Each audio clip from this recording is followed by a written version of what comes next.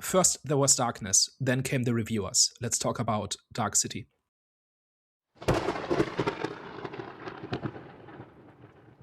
Hello, everyone. Welcome back. We are back, the Eye of the Storm podcast. Daniel, do you want to let the people know what we're here to discuss today? So this is Have You Seen, in which we talk about a movie that some of us know well and others have just seen for the first time. This week we are talking about the 1998 noir science fiction thriller Dark City, which follows the story of John Murdoch, who one day wakes up in an unfamiliar apartment in the bathtub, not remembering who he is. As he looks around, he realizes that there is a dead prostitute in the bedroom who he doesn't remember anything about. And he first goes on the run to evade the police who think he's killed her. And he then proceeds to try to piece together his memories, his life, what happened. And in doing so, he realizes there are sinister forces trying to manipulate him and his life. Dark City is one of those late 90s science fiction movies that in the early 2000s I essentially grew up on, like along with The Matrix and Equilibrium and a few others. Like these were the big philosophical science fiction movies that dealt with dark, mature themes. At 14, 15, 16, this was our thing. This was the kind of thing that we would watch over and over and that we would really get into and feel really smart for trying and failing to understand the philosophical themes and all of that. But I remember it fondly for that reason, because I discovered it together with friends at just the right moment where I was beginning to really get into those kinds of topics and into movies in general and so on. But you just saw this for the first time in 2026. So what's your takeaway from Dark City? Off the bat, I don't think I love it. I don't think I love it. There was kind of a few things that was like a little bit grating about the movie.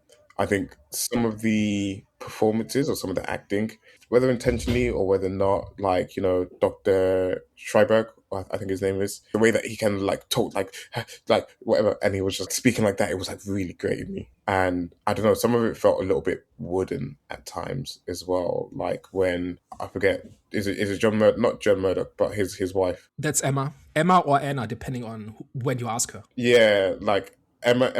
Well, whenever she's like at the police station and she kind of like finds out that her husband's being accused of murder, I think she kind of fell flat, and it was a bit like too like monotone a little bit in certain things. So it kind of didn't completely work for me. I also kind of felt like everything kind of just kept moving quite fast, which isn't always a bad thing. But in this one, it didn't feel like, to me, it didn't feel like, things were kind of like being allowed to breathe. Like, we weren't on this like realization journey with John Murdoch on sort of kind of like what was going on. It just kind of felt like we were just kind of moving through it pretty fast, and we were just kind of getting almost like exposition dumps. Okay, this and this, and like there was like certain coincidences of like, oh, like, you just kind of so happen to have to like know to like go here or be there and stuff like that. I don't know. It just kind of felt a little bit unsatisfying. I think what's happening is, I wouldn't say like quite obvious, but there isn't like this like great mystery for me anyways to be unsolved in this. It kind of feels like it's laid bare pretty early on, kind of what's going on. I was going to ask you about the mystery because that's really the big hook, right? You wake up in a strange place, you are being framed of murder, you have no memory of committing this murder, but the entire world believes you to be guilty. What do you do, right? Like that's kind of the initial hook. You're basically saying because it moves away from that mystery and from the investigation, and he doesn't really solve the mystery. He discovers that the mystery is fake. So you're basically saying that didn't quite work for you. Is that because you were too invested in the mystery, or is that because you found the revelation to be not that great? I think I found the revelation to be not that great. I actually quite liked, like you said, the whole premise, the whole setup of him waking up in a place. And I always like those things where like, you look guilty as charged, and it's like, okay, how do you prove that this person didn't do it? Like the whole notion, and I think we'll kind of get into it as we go further into the review, like the whole notion of like manipulating people's like personalities and their experiences and their memories and stuff like that, and like splicing it between like multiple different peoples. Maybe I didn't quite get it on like the first watch, but just to kind of understand like the philosophical aspect of that and what the director or what the writer was really trying to kind of like push or like say about that. I don't know. Maybe that message kind of like went past me, so that, which meant I didn't enjoy like the latter half of the movie all that well. But it had like one element to it, and then it just kind of quickly moved away from that, and we never kind of really come to anything. and it kind of didn't do anything for me. Well, we know what happened, right? We see the strangers staging the murder, and we know why they do it, and we know why they're like how they're able to do it, right? So we do get an answer for what happened. The mystery doesn't disappear from the movie, right? It just turns into something else, right? It's not really a matter about who killed this woman. It's what are the strangers doing and why are they doing it. Yeah, that is true. So you knew nothing about this movie when I recommended this to you, right? Nothing. I'd never heard of it. No, not at all. Did you watch a trailer or anything like that? No, I kind of just jump into these blind and just kind of go with the flow. So when Murdoch starts using psychic powers and he cracks open the skull of one of the strangers and a alien psychic parasite crawls out and disappears in a flash of light, what did you think? Is that what you expected from the first 5 minutes of the movie? It's not what I expected. I say that I didn't kind of jump at it because I'm kind of like used to seeing stuff like that. So like if you've seen like, first season of Peacemaker and stuff like that, when you have like the alien parasite in the people's brains and stuff like that, it's not foreign to me. I think, maybe of its time, and I don't know how many other movies kind of had like stuff similar to that. And I think there probably was a few around that time. I can't remember if it was like the Men in Black and stuff like that had like stuff like that around it. Well, The Matrix is the big one. Like this came out a year before The Matrix, and The Matrix uses a lot of the same visuals and archetypes, including some of the same sets as this movie. And so Dark City came out and people generally liked it. And then The Matrix came out and became the biggest thing in the late 90s. And everybody kind of forgot about this. And then after a while, it's kind of became a cult classic. So you've seen The Matrix, right? Like, The Matrix. I've seen it a long time ago, so I wouldn't be able to recall it. I don't know if I've even watched the first one. Maybe like caught like the second and third one on TV and stuff like that. Okay, so when you see kind of Mr. Hand, you don't think, oh, that's a Agent Smith ripoff. How lame. Like to me, this is fairly fresh to you. This is honestly like fresh. I wasn't one of those people that was like, super on the Matrix. Obviously, I know of it and I've like seen stuff of it, but I'm not like I don't have like clear, vivid sort of images of the Matrix. So I was never at any point in this kind of doing comparisons between, one character and the other. But you can see the similarities, right? Yeah, I was going to say, but like now that you say it, when you mentioned it, I'm like starting to like, put together certain images from like this movie and the Matrix. So just to name a few, like there's the dark cityscapes, there's an average person being drawn into extraordinary events and drawing the attention of shadowy agents who wear uniforms essentially. They look kind of human, but they're not human. That sets the protagonist on a journey where he discovers that his reality is a lie constructed by these agents for nefarious purposes, and then he acquires the alien superpowers in order to defeat them and to liberate humanity. It's kind of the same plot, right? Yeah, I guess. Again, I'm not the person to ask that because I don't know the Matrix that well, which is probably blasphemy to some people. I'm just leaning into that because everybody else sees this after having seen the Matrix and experiences it as very derivative, and then you tell them, no, actually, this was first.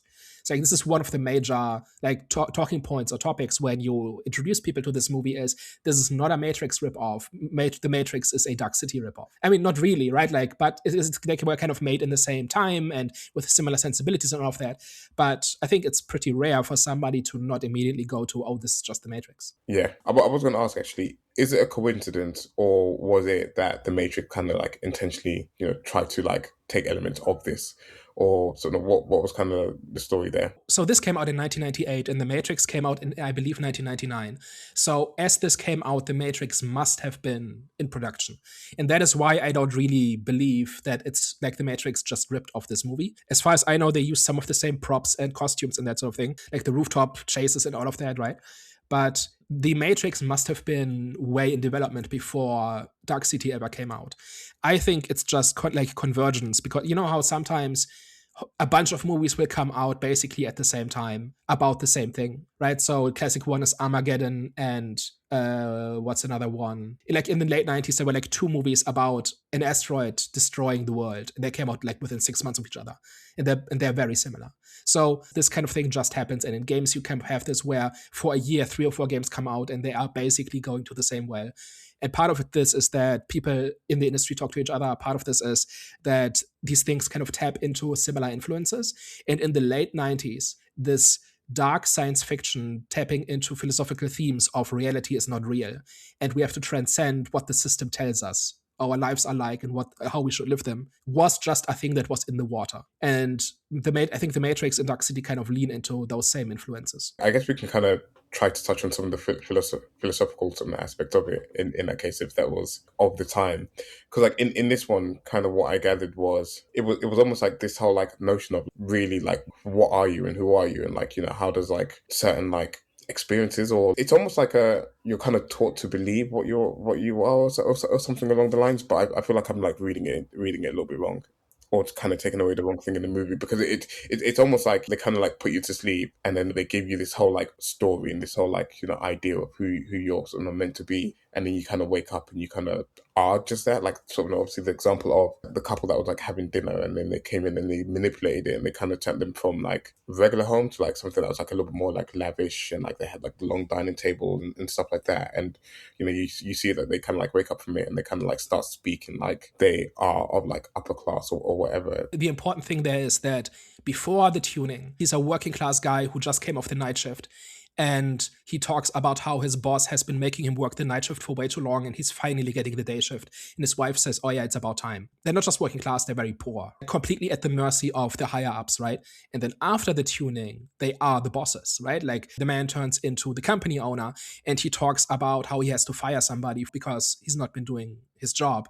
And then the wife says, oh yeah, and so you should. Good on you for getting rid of this lazy bum. And the only thing that's changed is the memories, because the strangers have in the meantime have taken out the working class experience or the life experiences that amount to a working class life, and then put in the memories of being like a company owner, where your perspective is like they just talk about the same kind of topic about how to treat workers, but they're looking at it from completely different perspectives.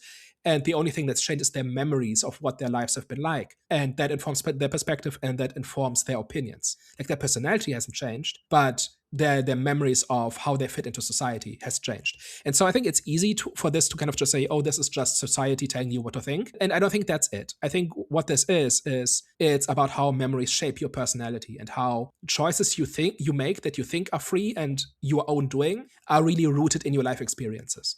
And if you were able to, like the strangers are, then you can make any person you want, right? Like all you have to do is change what they remember about their life, and then they're a different person. And that's what happens with those people, and it then also happens with all the other people, right? So for instance, Emma's and John's memories of having a life together and loving each other is fake. It's implanted. Like they've never met each other before that day, for instance. And I actually think that's quite profound, actually, in terms of like a takeaway message, because it's something that I think applies still to this day. And I think it's a message that's kind of like held weight in terms of you kind of only ever see things from your own point of view. It's almost kind of like stresses the importance of like taking time to actually, you know, step away and try to think of it from like other people's perspective, and like try to understand like situations from different points of view to actually get the full picture. And like you said about like, you know, you think that you're making these choices because of whatever, but it's mainly because of your biases and based on what you've experienced before. And I think that's very realistic, because I can point to like 3 or 4 moments in my life that completely changed me, where I made some kind of experience or got some kind of feedback, or there was some kind of consequence to something I did, and that completely changed how I look at life. Like everything, like in a very big way. And sometimes that's decades ago. Like moments where like that inform how much I trust other people, or how much I value other people's opinion or don't, or whatever, right? Like it comes down to what has happened in the past. And if any of those had gone different, like I can point to very specific moments where just to give one example, back in 2012, I was looking for work after dropping out of university. And I had spent a year looking for a job, because it was like circumstances made it difficult to get an interview, right? Like one morning my phone rang, and I'd been kind of gotten like 6 rejections that week, and I wasn't feeling it, but I answered it anyway. And that was the job interview that led to the job that made me the person I am today, because everything that came after that was shaped by that job. And I wouldn't be, for instance, in the UK if I had not picked up that phone in 2012. So it's like this cascading event. And I feel like I would be the same person anyway, but I might be a completely different person had I not picked up that phone 14 years ago. And there's like everybody has examples like this, even if you're not conscious of it. There are moments in your life that changed who you are, right? How you approach everything, how your life goes, all of that, right? And I think that's what that speaks to. Which is actually very powerful. Because like when you really think about it, it's like that one decision completely changes. Like that one decision probably, if that goes different, there probably isn't a podcast for us to kind of be talking about this movie.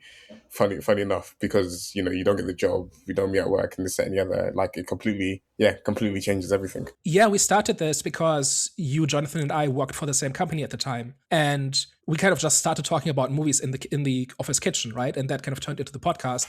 Mhm. And had we not done that, had we not had that conversation back in, what was it, 2024, right? Or 23 at this point, like the last 3 years of my life would have gone different, right? And that's just a small thing. That's not even the most important thing, right? But imagine how you met your partner, right? And maybe if you met her at a party, imagine choosing not to go to the party that day, or being sick that day, or having to work that day, or something. You know what I mean? Like, and everybody has this. Like, there's a couple of events like this, little choices where you had no idea how it was going to impact you, but it would shape the rest of your life. No, exactly. And in this movie, they're injecting those moments with a syringe. Any other kind of like points that I might have missed in this, or like kind of just philosophical ideas that I kind of maybe overlooked? I think there's a few little details. So, did you pick up on how the tuning is not perfect? For like the people? For the people being tuned. What do you mean by not perfect? So remember that guy who initially John is staying in this hotel, right? And he comes down to reception, and the guy at reception reminds him that he only paid for 2 weeks and the 2 weeks are up, and so he has to vacate the room.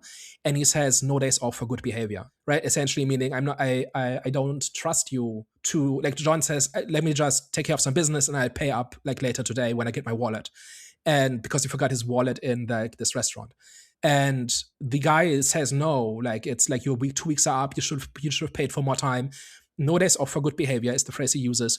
And that kind of implies that if you work in a hotel reception, people will try to get free stuff out of you all the time, or they will bullshit you about, "Oh yeah, I'm totally gonna pay," and then they don't, and that sort of thing, right? You would think that fits who he is as a who he is as a person, based on having worked in a hotel reception.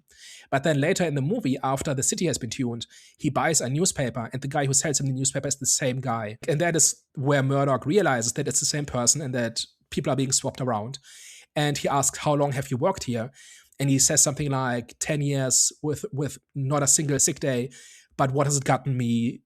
There's no days off for good behavior. Meaning his basic personality and things like turns of phrase and just fragments of memories are the same. Like they persist through the tuning. So to me, that means that there is a real human nature underneath, and the strangers are able to suppress it and inject memories that make people do what they want them to do, but they don't completely erase human nature.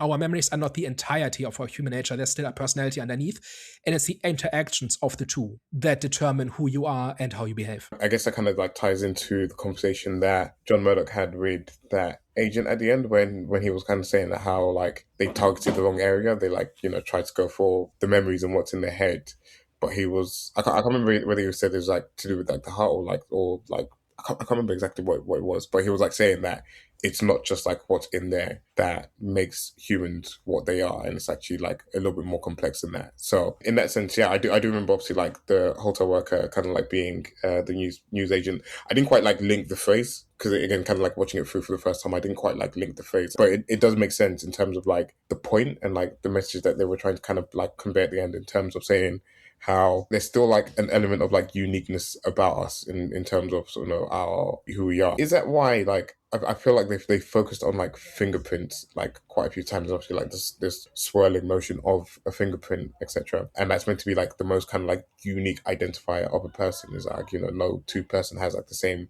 fingerprint. Wasn't there like a news story some while ago about how a monkey had the same fingerprint as a person? I didn't see something like that. Anyway, doesn't really matter. I just remembered that. Or was that a movie where like they found somebody's fingerprints at a murder scene, but it was actually a monkey? Or they found fingerprints at a murder scene, and so they were looking for the murderer, but the murderer was actually a trained monkey who also had fingerprints? Something like that. Doesn't really matter in the end, but I just was reminded of that. Yeah, I was going to say, that doesn't ring a bell. But kind of what I was saying was, I'm going to give this movie a little bit more credit for kind of being a little bit more like deep. And I kind of knew it was, and I kind of felt like I was like, not taking away everything from the movie. But yeah, I think this kind of like idea of like, the soul and deep down who you kind of really are, and like, what your nature is. It's almost like that, like nature versus nurture debate that kind of like people have. It's like obviously like your environment and your experiences will kind of like shape how you develop and like sort of how you respond to things, but there's always that like that deep innate nurture of like who you really are that will kind of like show up in all your different experiences. And I feel like that's kind of what's kind of being pushed there. I think like the whole nature versus nurture debate is kind of tedious to me because obviously it's a combination. Like both are a factor in how we turn out, right? Like you cannot ignore environment and you cannot ignore like our predispositions, our basic personalities and temperaments and that sort of thing. And I think that is what this leans into, even though it has this trite idea of the aliens are studying us to measure our souls because they don't have souls. And as are people, they are dying and they think that by understanding human souls, they can fix themselves, but they have this really reductive and mechanistic view of human nature where they think we are just parts where you can swap out the parts and then you can make people to be anything, right? But that is ultimately not what it comes down to. It ultimately comes down to like I don't know if the movie even makes the statement that the soul is real or if the soul is just a metaphor for just the human spirit or whatever, or for our will to continue or whatever. But the aliens somehow believe that the soul is real, and so they have decided to abduct us, build a floating city in space in order to put us into these experiments to study what makes us tick. And the idea being, if you prod us long enough, you will eventually find the soul. When they revealed that, what was your reaction to that? Because to me, like it's like whenever people start talking about souls, especially in science fiction, I roll my eyes a little bit because this is like just like the superstition of the writer coming through. And from now on, we're not going to get very interesting ideas because we're kind of like, to me, like the soul is not an interesting concept, right? Especially if you are trying to explore like big ideas, it's like a roadblock. Like you could, once you start talking about souls, you in most stories, like nothing interesting comes after that, in my experience. And here, it seems to be more about how the aliens are just wrong about human nature. Yeah, I kind of found it interesting. And again, apologies if I missed it in this movie, but what I didn't understand on the aliens part in terms of like trying to understand soul is like how that would have kind of like helped them like stay alive and like help them kind of continue their race. And I was like also confused as to why there was like no women, but there was like it was like all men and then it's like kind of like one random child that was like amongst the group. So it was a bit like obviously like the aliens are inhabiting people's brains and they kind of like decided to take all males and stuff. Have you ever seen Third Rock from the Sun? No, I haven't. No. We have to do this at some point. It's a 90s sitcom about aliens living on Earth to study humans as like scientists. And at one point, it's hilarious. It's a great comedy. If you can, I don't think it streams anywhere, but if you can find it anywhere, go check it out. It's a wonderful comedy. And a lot of the comedy comes from them not understanding human society. Like there's a Thanksgiving episode, and they can talk to the turkeys, and the turkeys are talking about how the end of the world is coming because it's Thanksgiving and they're about to be slaughtered. And the aliens just believe them because they don't know what Thanksgiving is. But in one episode, they discover what race is. And the aliens are not racist because to them all humans look the same, right? And so they'd say, hey, why are we all white? And the other guy says, I don't know, we just picked the default model based on what we saw in their TV broadcasts. And it might be something similar here, right? Where they just look, this is just what a normal person looks like. And they do say that they take the bodies of dead people, right? When people die, either of, like, none of them are that old. So none of the, like, they seem all to have died as part of the experiments, right? When they're like scripted to be the victim of some murder or something. And so they need a body to drive around. And so they take the bodies of the dead humans and kind of just inhabit them. And yeah, they all look the same. They're kind of middle-aged, bald, pale guys. And there are no women and there's nobody else. And I think that's a way, like part of this is the movie was made in 1998. Part of this is they want them to all look the same. In the same way that the agents in The Matrix all look exactly the same down to the haircut and, you know, what suit they wear and all of that, right? So it's an attempt to make everybody look the same because they are not normal people, right? I think that's kind of what that is. No, that's fair. That's fair. But kind of back to your point about the soul and like, you know, exploring it, and you kind of say it can get quite tedious quite quickly. I don't think it did in this particular movie. I don't think we kind of like spent too much time kind of like hammering home that point in this particular movie. I think it was kind of like not a few lines, but it was like it was obviously kind of like the premise of what they wanted to do. There was like other elements kind of happening at the same time, but I thought it was like fascinating in terms of like just like trying to like dissect who people are and like, they're trying to understand what makes humans work. Yeah. And in doing so, they set up these elaborate experiments, but it's clear that they don't understand humans.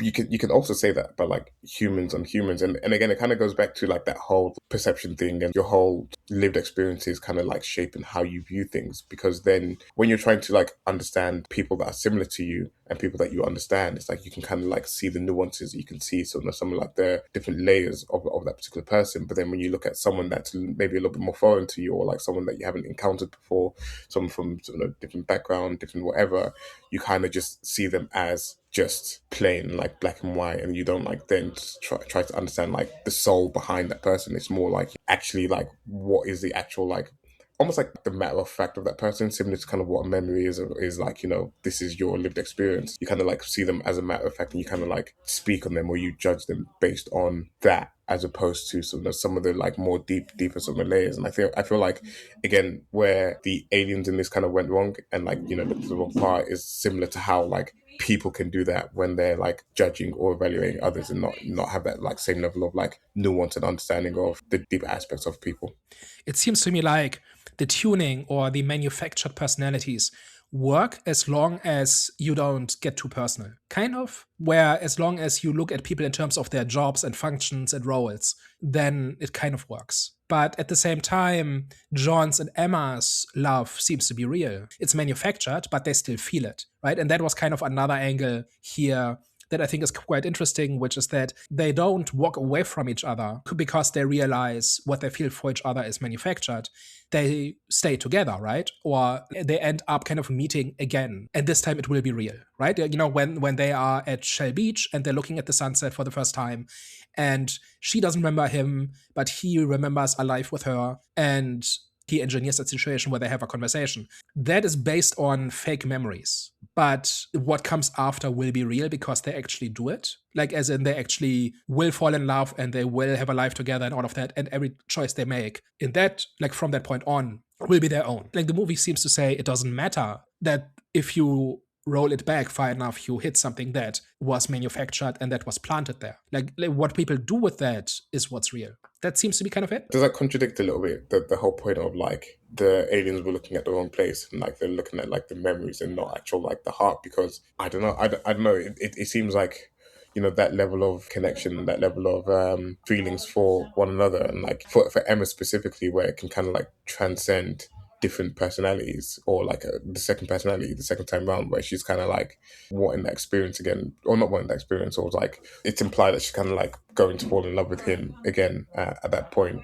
It almost seems like it's like tapped into something deeper than memories for them essentially, and I don't know how well that kind of like fits in with the rest of the sort of idea of memories kind of shaping who you are, but underneath the surface, there's still like that level of like who you truly are and like how you truly feel, etc.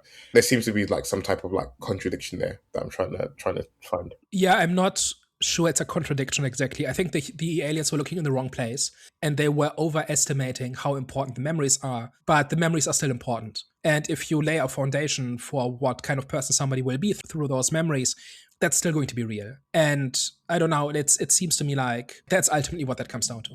And that's kind of reinforced by this idea that the way Murdoch wins in the end is that he gets the memories of the kind of person who can beat the strangers, right? What did you think of the ending? I actually quite liked how the Dr. Triberg, that was like a very clever thing for him to do, because there isn't an obvious way for the aliens to know that he's deceiving them, and that he's kind of setting up John Murdoch to win essentially by implanting so many memories. I quite liked how like he kept like appearing in like all the different memories to kind of like help guide him through, and like kind of guide him to the right information that he needed from the memories. Everything after that's a bit silly. The whole like psychic battle that they have between each other, and they're like doing like this like beam battle with their psychic powers and stuff like that. All of that is, it's a bit hokey, and I kind of give it grace because it's like from the 1998. But in terms of Dr. Schreiber, was almost like a slave to them essentially, where he was kind of just giving enough of his like memories to kind of do what he needed to do in terms of like helping them take memories and swap memories around, this and the other, and kind of like use his scientific expertise. So he was always kind of going to like flip and like help out, and I think the way that they did it and the way they executed it was really clever, especially kind of using what we've already been told about the movie. It wasn't like something that came out of like left field. It was like he's been captured, they're going to like implant him with memories, but they're gonna subvert it by, having this doctor insert himself in there to sort of help him kind of awaken his ability almost. Yeah, so I think the fight itself is maybe a little bit hokey, but first of all, the movie has to end, right? They have to defeat the strangers in some way, right? And maybe the sequence is a bit longer than it needs to be, but I think it looks cool. I think it holds up, especially for 1998. But I do think the tuning effect is a little bit, like the psychic battle is a little bit generic. It's like a CGI ripple on screen, right? And they look serious, right? And maybe that's why The Matrix leaned into the martial arts the way it did, because that's a lot more interesting to look at. But to me, that's kind of just a culminate, like the big finale. What's the actual ending? Is that, like you said, that Trevor injects a lifetime of memories of having trained to use tuning into Murdoch. That makes him the kind of person who is strong enough and practiced enough that he can just win out of nothing. And when he wakes up, when he's not supposed to, and his restraints just melt away because he can just edit reality, because he can tap into this big machinery that the aliens have built that amplifies the psychic ability, and he can just do it because in his mind he's been training for decades. That's not just cool, but it's also on theme, because if your memories define you, then you just have to define the person who can win into existence, right? Like that's the logical extension of that. And in addition to that, it comes after other characters have also been changed by having their memories edited, right? So Schreiber himself was forced to edit himself by removing everything that wasn't his knowledge and scientific expertise, like you said. But again, the aliens got it wrong because there's still a human there, a human who wants to see humans win and the strangers lose, and who has enough aid. Like Schreiber is not a drone, right? Like he's not just standing there doing his science. Like he actually has agency and he talks back to the strangers, and they should probably realize that their conditioning didn't quite work on him. And maybe it's a plot hole that they don't, because he openly talks back to them in various places, right? And then they remind him of his place. But isn't that your big security flaw? Like, isn't it inevitable that he's going to betray you at some point, right? And then we have Mr. Sleep, I think it is, who gets Murdoch's memories and so starts behaving like Murdoch. And that is how he can track him down. And the way Mr. Sleep finds Murdoch is that by remembering the things that Murdoch remembers, he wants the things Murdoch wants. And that is how he becomes aware of Shell Beach, right? So we have a stranger becoming, like, assuming a human identity in order to beat the humans. And it doesn't work, right? Like, yes, it's useful, but it's not good enough. It's not enough. And then we have a human becoming like a stranger by fully unlocking and leveling up his psychic abilities, and they can't handle it. They fight back a little bit, but they're completely steamrolled by him. So I think those three pieces together really make the point about how if we can take control over our memories, then we take control over who we are, and that means we can be the person we need to be. And that is how we win. But ultimately, what makes us win is that we want to win. And that is the other part, right? Like the memories all deal with just facts, right? Like things that are true about your life, but they don't deal with what we want and with emotion. So, for instance, the need to resist control is a human thing that they cannot edit out. They did not create the kind of person who does not question authority, for instance. They kind of make this messy, crime-ridden, grimy place where humans can just be humans, but they cannot control us in that way, right? They can only control us because they happen to be so powerful and all-knowing that we can't fight back in a way, but we still want to fight back, right? And ultimately what allows Murdoch to win, or even puts him on the path to winning, is the desire to get to Shell Beach, right? Like, so what did you make of the whole Shell Beach thing? Was that boring? Was it interesting? Did it fit? Did it not fit? I think it fit well in terms of like giving him this like ultimate goal or ultimate like sort of motivation for what he wanted and like where he wanted to go. And I think elements of that did a good job of like adding to the mystery in this movie, where he's asking like the guy at the train station how to get to Shell Beach, and it's like, you catch the express train, but you can never catch the express train because it's, it never comes. And the whole asking people how to get to Shell Beach, and no one ever remembers how to get to Shell Beach. So I think it did a good job of like adding to the mystery and the elements of like what was going on. For like a part of this, you kind of like feel like, this is just kind of like one city, and there's like a whole world like out there that they're not experiencing. And obviously like Shell Beach is like this like bright image with like the ocean and the sand, and like the memories of it is like this like bright day and this and the other, but everything's always dark at all points, and it's like always nighttime in this place. So it was almost like trying to like reach the light, trying to get to the light. So I thought it worked in terms of like his motivation, his helping to get the right answers and like, help further the story. It what drives him, right? Like everybody has these memories of other places and of the day, and they never quite question why it's always dark and why they can never go there.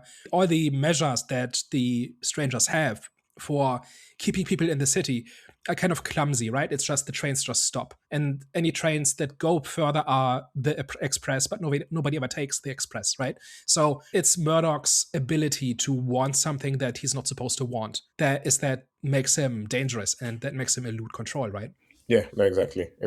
I mean, that plus the whole him being a tuner. I think they alluded that there was like a few others as well that kind of were similar to Murdoch before, like the investigator that went a little bit crazy and jumped in front of the train as well. But like, I guess Murdoch was maybe a little bit more special than the others. So does that work story wise? Like he just gets magic powers and that's why he can win. That's why the conditioning doesn't take. Is that a good story? I don't think it's as simple as that. I don't think it's as simple as he just gets magic powers and he kind of like wins.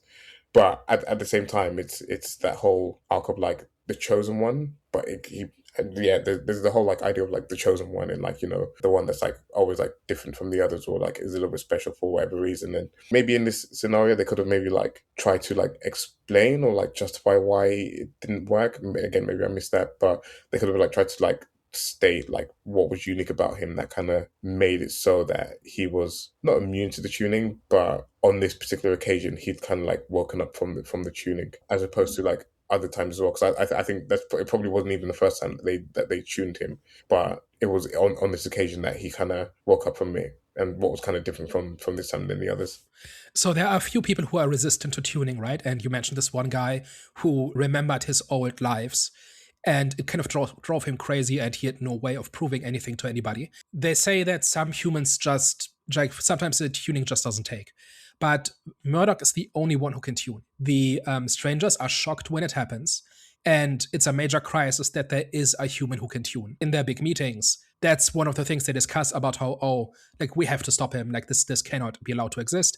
And also they ask Schreiber why it happens. And he says, I don't know. He says something about, he's the next chain in the evolutionary ladder or whatever, which is a nonsense answer. But it's just like, unless people are becoming resistant to tuning and he's just the first one where it happens, I guess.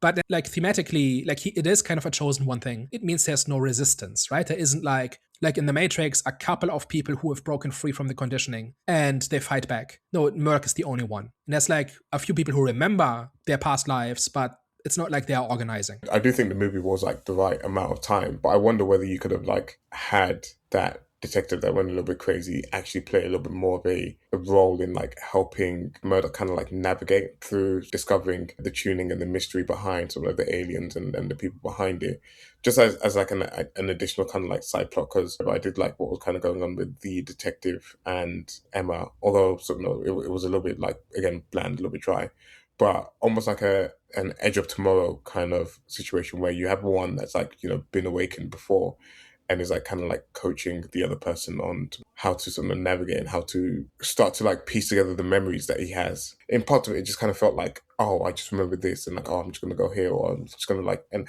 like when he meets his uncle, for example, yeah, like when he goes to see his uncle, I don't know, I can't remember what prompted that, but I just remember like it just kind of like felt a bit abrupt a little bit that he was like, going to this like movie place, tries to like ring, and then like kind of like breaks into it, and then goes in the back, and then like discovers his uncle that was about to shoot him or whatever. I don't know. It just kind of, yeah. He was just going from place to place, basically. I don't know that having more people who are resistant in the story would have made the story better or worse. Maybe it would have been a little bit like reinforced this idea of like the thematic idea of we are not like we are shaped by our memories, but we are not just our memories. Something like that, right? But we already get multiple people who are aiding Murdoch, right? Specifically Schreiber, right? So we would have made the movie more complex and we would have added more characters. And for what benefit exactly? I think it would work and I think it would be interesting, but would it be the same story and would it like serve the same goal? I'm not so sure about that. I think it would have helped kind of transition through, discovering what's being dropped into this mystery to uncovering the mystery. I think for me, it would have like aided it a little bit better than how it played out. Yeah, and we do have the inspector, right, who ends up aiding Murdoch as well once he realizes what is going on.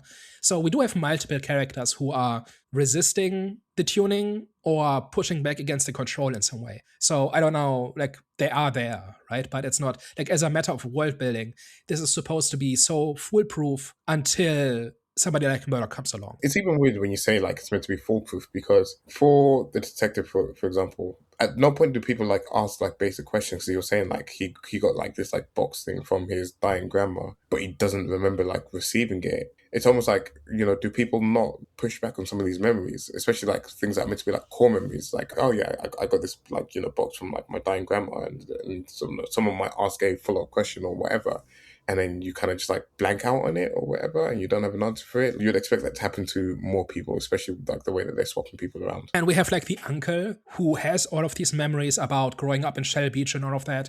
And Murdoch confronts him about, hey, have you ever been to Shell Beach? When was the last time you went there? When was the last time you saw the sunlight? He challenges people's memories, and they say, yeah, of course I remember. Like it was like a few hours ago, but they don't actually, like it's not actually real. Like it's not really immediate. It is more something that, yeah, of course I remember that. And it's like this, there's this philosophical experiment about if an all-powerful being created the world 10 minutes ago and was able to construct your memories of your entire life to like just make that feel real, how would you know that this is not the case? What could you do to disprove this? Oh, is that a question for me to answer? Yeah, please solve this philosophical puzzle in 3 minutes or less. No, but it's like a philosophical thought experiment, right? Like if somebody was able to manufacture reality and your memories in that way, how could you ever disprove that your life, like how could you ever prove that this is the case? You couldn't, because every way you would prove it is through like a material, like through your environment, but your environment is being controlled by this agency or by this actor. So you couldn't, like philosophically, you cannot prove that the universe is older than 10 minutes, because any way you would do it is under the control of the entity faking the universe. It's pretty deep. It's pretty deep. Yeah. Yeah. I mean, not that deep, because ultimately the answer is, so what? Okay, so what do I do because of this? And the answer is nothing. True. That's why it's not a very important thought experiment, but it's kind of a thought experiment that kind of goes into this idea of what can you actually prove or disprove, and when would you actually be able to rule out an explanation that is constructed to be undisprovable, right? And similarly, how would somebody, other than, like, how often have you remembered something and it doesn't quite add up, and then it turns out you remember something that didn't happen, or it didn't happen in that way? Did you end up going to, oh, therefore my life is being run by psychic aliens who have constructed my reality for scientific experiments? No, you just say, you guess, oh, I guess I misremembered. True. So I probably on the point I said, can cut the movie some slack on that then. It then comes down to, like, thematically, what is it saying? And I think what this is all about is about how are our personalities and our persons defined. The memories are important, but it's only part of the story. And there's a human nature underneath that interacts with these memories. And there are emotions we have that drive our actions. And those are informed by the memories, but they're not determined by them. So it's like a complex interplay. And trying to engineer an outcome in this way just doesn't work because it's too complex. You can call it that the soul if you want, but you don't need the soul for this, right? You don't need magic for this. And when you read like reviews and interpretations of this movie, a popular one is to say this is basically nostalgia as a weapon to exploit people. So by controlling how people, like what people remember, or influencing what people remember, you can make them do what you want. And I don't think that's quite the case, because those memories, that nostalgia, if you will, is what makes the aliens lose. Because this entire thing would have continued forever if Murdoch didn't want to go to Shell Beach, right? Like if he had just fought back against the control and eventually they would have got to him, that would have been the end of his story, and maybe the world would have remembered him, if at all, as this crazy person who talks about alien control. But because he has this emotional drive to want to get to Shell Beach so that he can prove to himself that his memory is real and his life is real, that is where the aliens lose control. So it's the nostalgia that makes the aliens lose. It's not how they win. It's so funny. You said that and it made me think of movie execs. when they're trying to shove us down with like nostalgia and this is completely like off track, but it just popped into my head. But this whole notion of like, feeding us like member berries and like, movies from like the 80s where we're getting like legacy sequels and stuff like that. And it worked up until a point where it didn't. It still kind of works to a certain extent, but you have like a lot of these like legacy franchises that don't do as well anymore because they kind of like lost the essence and they just tried to feed us too many member berries. But that's kind of completely like sidetracked. But as you were saying it just kind of popped into my head. I don't think it's quite the same thing, right? But I think it's similar, or one way in which it's similar is that the nostalgia thing worked for a while because people really wanted to feel like they did when they were 14 and discovered Star Trek, Star Wars, Marvel, whatever it was, right? And then over time, these companies lost control because we eventually realized that they were not delivering us what we wanted. We were always hoping for the next thing to scratch that itch, and then it's like fool me once, shame on me, fool me 10 times. Like I'm not gonna buy your product anymore. It's that kind of thing, right? Yeah. So I don't know that this really maps to what Dark City is saying, but like this idea of they cannot control what we want. They can only try to utilize it, but ultimately we are in control of what we want, kind of thing. And that makes us that makes this whole thing difficult to pull off forever. So just to wrap this up, the usual question is, does this go on the shelf? Is this worthwhile? Is this worth rewatching? Is this worth showing to other people? No, I still stick by it. I don't think I loved it at what I said at the top. Although kind of like in discussing it, you kind of, see some of the ideas and some of the sort of thought processes behind the story that they were trying to tell, etc. But I think it didn't quite vibe with me style-wise. And I think that's kind of like a big blocker in time in, wanting to rewatch it or go through that experience again, even though I do like what it's trying to say and like the message behind it, etc. So I guess probably not, but I do see why other people, do really like this and why this can be considered a like cult classic. So I rewatched this after many years, in preparation for this. And there's a bunch of movies that I remembered fondly from when I was growing up, and they don't quite hold up. But this one did. Like, I had a really good time. I think it's really tightly scripted and decently well acted. Like, it's stylized, right? Like, it's not the most natural performance ever. But once you are on board with what this is selling and the mood this is trying to bring across, I think this is really, really good. The philosophical stuff, a lot of the time, doesn't really hold up. A lot of the time, it's kind of circling the same couple of cliches and all of that. And I don't think this does. I think, like, even if you end up disagreeing with what the movie is saying, it still makes its case well. And that is unusual for like philosophical science fiction, because a lot of the time it's like very rote ideas of free will and human spirit and whatever.